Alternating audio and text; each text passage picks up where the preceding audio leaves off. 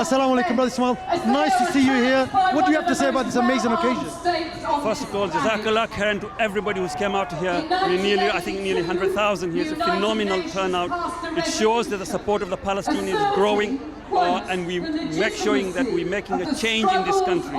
I think the majority of the British public are behind the Palestinians for the freedom for the Palestinians. And it is our imperative to carry on our work until Palestine is free.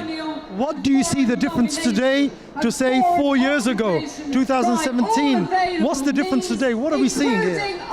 Several changes. First, we have a lot more young people here.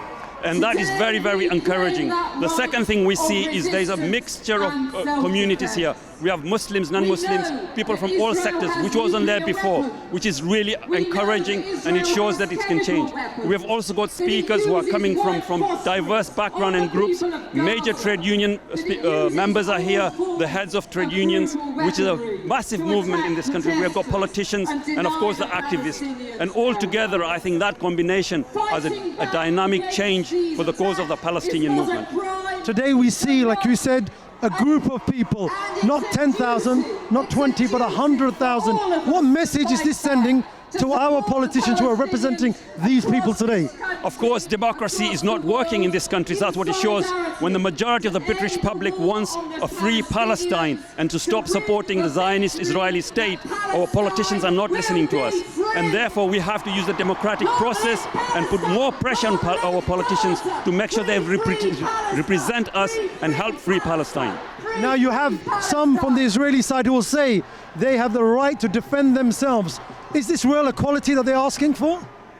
Well, you cannot defend yourself when you're trying to kill somebody. The other person has a right to resist. But more than that, how can somebody have a right to resist, to steal?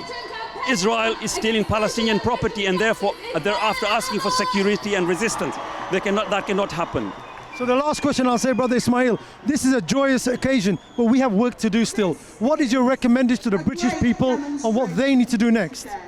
We have to continue our work. We have a long walk in front of us. We have to carry on with BDS, political campaigning, media lobbying, informing our people, empowering each other, and hopefully become members of pro-Palestinian organizations such as Friends of Al-Aqsa, and together, united, we will end the occupation. Thank you very much, Jazakallah. That's Brother Ismail Patel there from Friends of Al-Aqsa. You heard it directly here.